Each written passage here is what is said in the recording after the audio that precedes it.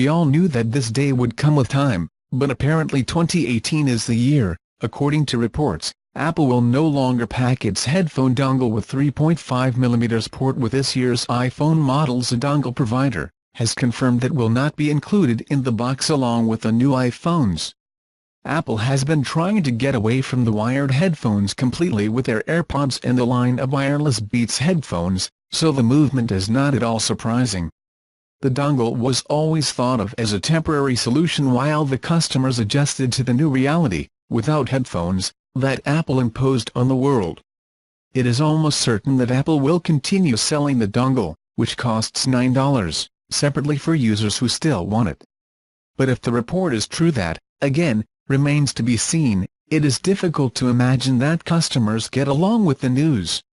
And taking into account the already low price of the dongle, one has to ask, is it really worth the savings?